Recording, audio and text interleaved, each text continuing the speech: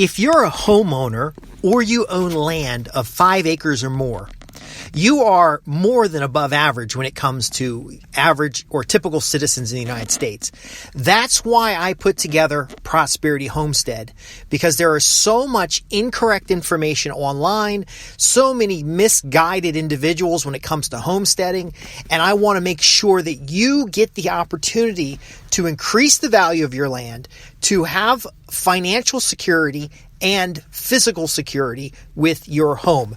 This is Justin Hitt from Prosperity Homestead. Now listen very carefully. I talk about high income professionals. I talk about folks who run small businesses, small farms, and I talk about the homestead or estate being the place where you live that provides for your family year after year. It's like planting an orchard. Once the orchard starts fruiting, it's minimal maintenance and you have fruit for the rest of your life. The concepts I teach here in this podcast and in the newsletter and in the membership site are designed to help you maintain your wealth and security even when the economy is bad. Even when you're busy and you have to have 2 incomes in order to maintain a certain lifestyle. Or as you move towards retirement, will you be ready? Can you retire to your mountain estate or to your small farm or to that homestead? Now, unfortunately, a lot of homestead people online talk about this from an actual poverty mindset. They look at that homestead as a way to save money, as a way to have a better home life, but without things, rather than designing the homestead, the small farm or the estate to deliver to you those things that make you have a high quality of life. I know a lot of folks are talking about being off grid because they want to save money. Do you realize how much it costs to buy the solar panels, to buy the equipment, to do what is necessary to get a off-grid system set up? Do you know what it costs to put in the items for building inspections and the other necessary requirements to build in most places? See, you see a lot of posts like, where could I build where there's low expectations, I guess is what we would call it, but low inspection requirements. That is not the mindset that gets you to financial security, gets you to food security, that gets you to a generational value created in the small farm, the estate.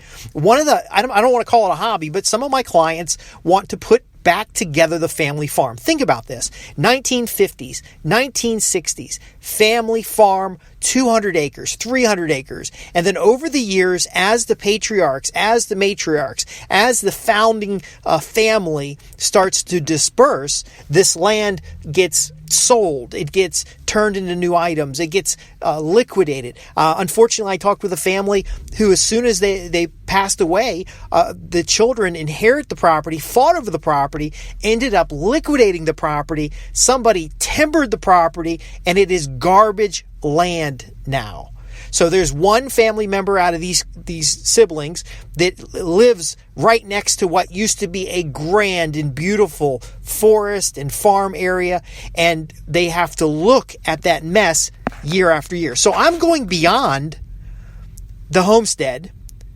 I'm going beyond raising animals. There's plenty of valuable resources out there for raising small animals, for what livestock you should pick, how to manage your forest, all that. And I'm talking about long-term family building, long-term generational wealth created starting right now in your lifetime. Imagine having a home that is well-managed, well-stocked, and resistant to economic changes and other frustrations that come in. See, a lot of professionals, you're making $100,000 a year and you're dreaming about one day being a farmer. And then when you retire and you got all that built up excitement, and then you go buy a bunch of farm equipment and a bunch of implements and a land, and then you're broke.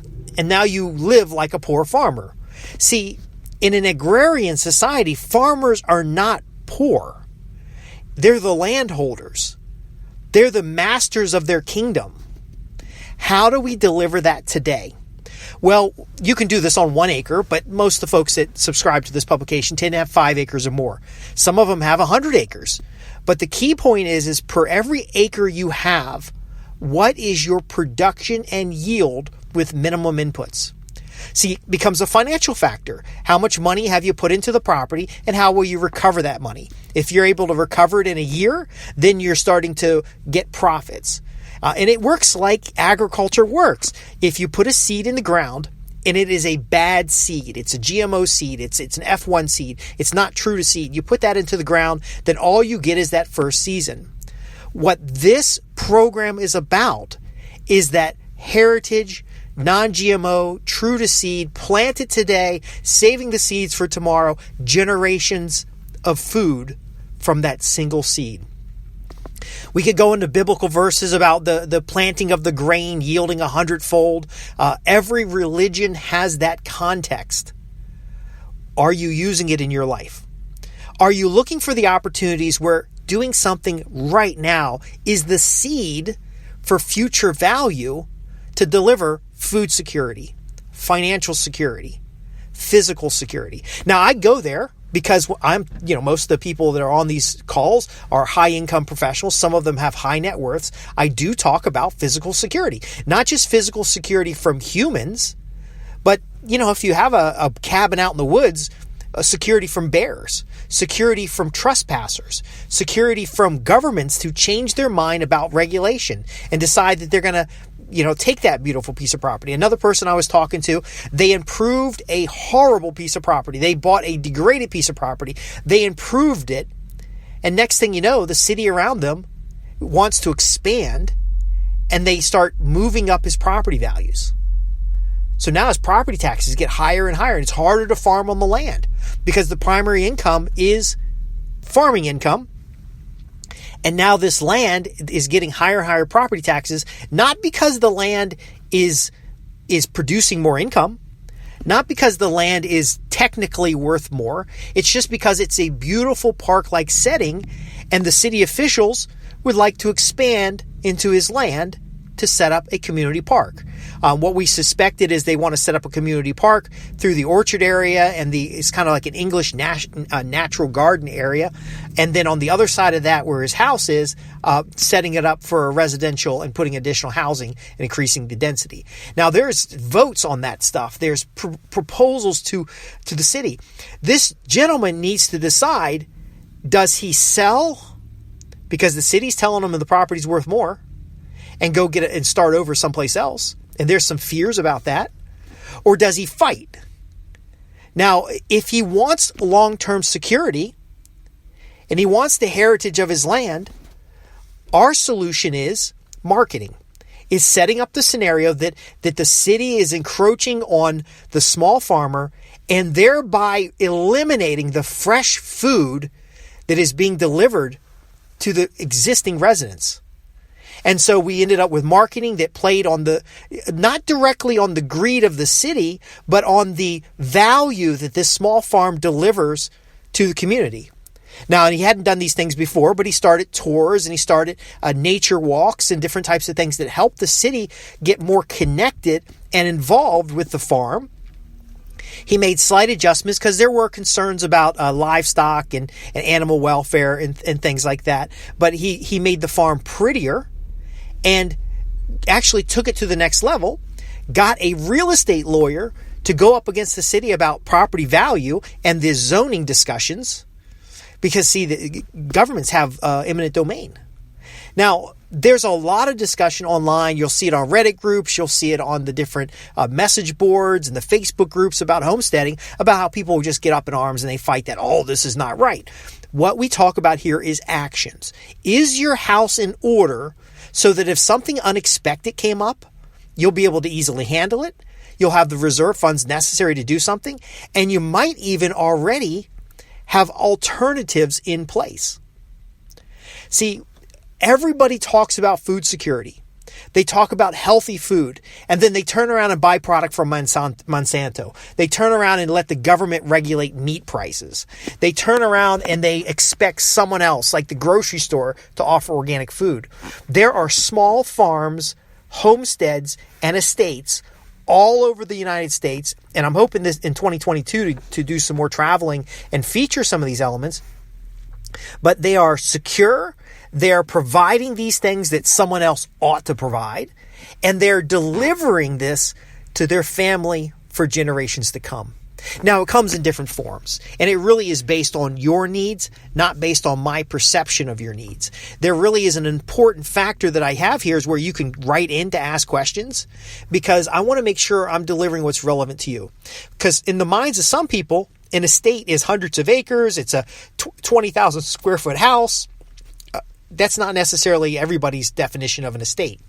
Our definition of an estate is a self-sustained property. And this property could have tenants, residents that are on the property that pay rent to the property owner. There's a 200-acre property near here that we were doing a consultation. They had 4 houses on the property. Over time, they were able to buy the neighboring properties and consolidate because there were some fields that were shared and they were already renting the fields. And there were 4 houses on the property. And the owner of the property wanted to bring in farmers to help with the farm. And it turned out that these people wanted to help with the farm because they had that dream of a farm. They didn't have the work ethic. They didn't have the knowledge about how to do organic farming the right way or natural farming the right way. And frankly, they didn't even want to pay for housing. So I worked with her, and what she ended up doing is renting the houses out. So all the landscaping, all the plants, everything around the house was now managed by the farm. And inside the house, the renter could pay rent, a premium rent at that, to live on a farm. So they have the experience of living on a farm. They had access to a community garden. They had a lot of things taken care of for them, road maintenance and everything like that. And they had the opportunity to use a pavilion. So it was almost an intentional community, except the landowner, who I suggested move into the smallest house because they're close enough to a city to get premium rents on the other houses. The landowner is now getting rent for everybody on the property and was able to hire individuals to do the farming and the agriculture work that she desired. See, when you got a bunch of farmers sharing land, sometimes farmers want to do things like run cows where you really should be running goats, or do a large crop of monoculture when they really should be doing a polyculture. The point I'm making here is let's go beyond what you've been told is appropriate. And let's get back to the agrarian gentleman culture, the agrarian where you only need one income to sustain a household, and build things. You might only have 5 acres today, but if you're in a rural area, you could have more land. You could lease land. You could partner on land. You could work together in a cooperative. There are many things that can be done to get you exactly what you want. And even if you have no land today, having the skills to get a better dollar per acre, and we're just using $1 as a general measure. It depends on your goals. You might have a certain number of days a year that you're out hunting on a piece of land. You'll come up with your measure. But just for the sake of simplicity, if you're able to generate a positive dollar per acre, a positive cash flow per acre, you can transform any piece of land into a better ecologically sound piece of land, a piece of land that has more nature and agricultural value. You can do this to restore the regenerative agriculture, the regenerative farming. And you can do the things that the government, frankly, just talks about. All these green discussions, half the solutions they come up with are big, giant company solutions that are profitable to the company, but don't really do anything in nature itself. They don't do anything to conserve beneficial insect habitat, to create more bees and the ecology necessary for bees, to raise animals in ethical means. It's a consolidation. It's a front for a larger corporatization of the family. I am about, and this newsletter, this resource is about you being the master of your domain.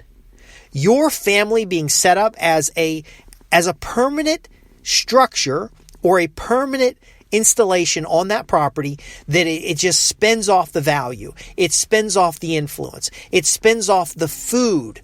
Think about this. Again, we had the orchard example. If you plant the trees and you care for them the right way and you establish an environment, those trees will deliver for you for a lifetime.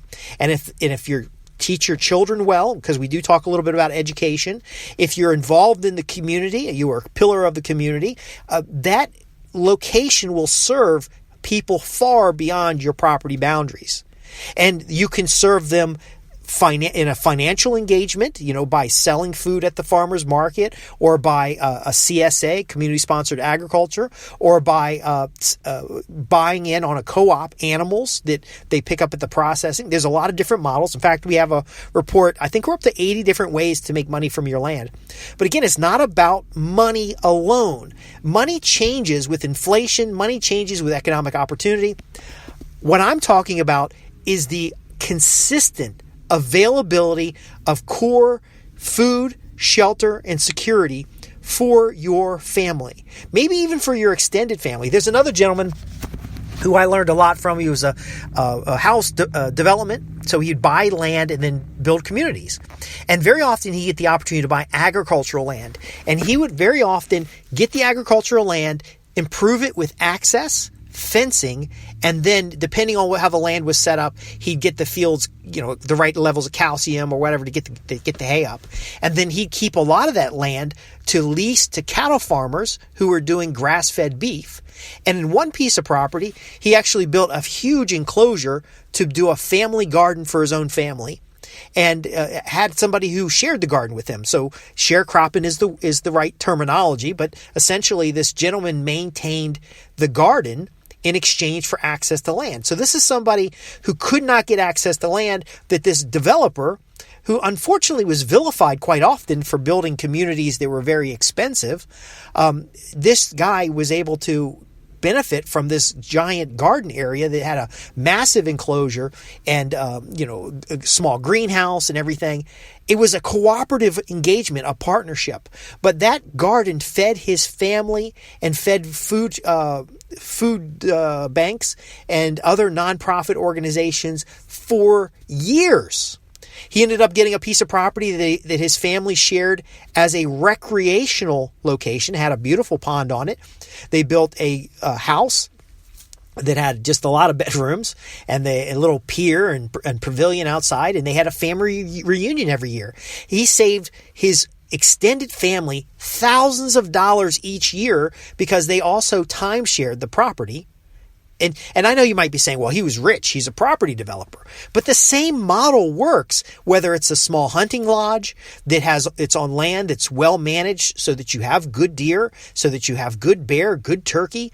It's the building and saving, being able to make good revenue on one property or good value off of one property and then rolling it over into the next property, and then having the skills to be able to start from scratch, having the community or the connections in the community.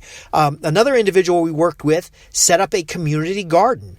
There was a neighborhood that was low income and they had no access to fresh food. He had friends there. Some of the guys that worked at his company were there, and he said, look, why don't we set up a community garden? My company will sponsor it, not my company, but his company sponsored it, and it provided food for 12 households. Listen carefully, folks. This resource is unapologetic about being for high-income professionals, being for people that aspire to be above average, being for people who want to own a home with land and who want to build something for generations to come. And the reason why is because that agrarian, that focus on building something, that producer mentality is the foundation of nations. If you want to remain free, if you want to pursue happiness, if you want to grow, you have to understand the natural systems involved in building up a piece of land, developing it for a better use, creating something of value without destroying the ecological and the environmental value of that property. In fact, done right, using permaculture, using natural farming, using different methods that are historic and current, you will be able to turn land into prosperity. And again, that's why we call it Prosperity Homestead. But it doesn't matter if you have a small farm, a homestead, or an estate. It's about family. It's about security. It's about growth. And it's about the numbers and a lot of things they don't talk about. The numbers, like, can you produce food at a cost lower than the marketplace or at a quality higher than the marketplace? Can you pay your taxes every year? So many farms are lost just because they can't pay their taxes. Are you able to handle the troubles that you'll run into when you're a bit different than these large consumer companies. Monsanto sues small farms just because pollen has crossed property lines and has caused an infringement on their patent. All these things we need to learn so that we can work together and change the food system. Not only change the food system for the general population, but start by changing the food system for yourself. I'm going to leave you with one final belief that we stress heavily in these programs is that if there will be change, it starts outside your doorstep. Now, inside your home is the best place to incubate the idea, and then right outside your doorstep is the best place to implement. Your beautiful home, beautiful garden, beautiful landscaping, your security and well-being is contagious. Once your neighbors see this growth, once your neighbors see this value, once your community, as you cultivate that community, sees the benefits of what you're doing, all things will change. You don't need to convince anybody to do anything. You just need to start right now. I want to thank you for listening. I'm Justin Hitt with Prosperity Homestead. If you have any questions about anything we covered today or what you might want me to cover in the future, visit www.prosperitymhomestead.org. We have consulting services. We have some paid tutorials. We have a number of resources that there's far more resources than we're able to publish. I will be more than happy to answer your questions. We're here to help small farms, homesteads, and estates transform their community relationships into the profits that matter. The multiple forms of capital that make possible generational wealth starting outside your doorstep. Thanks for listening.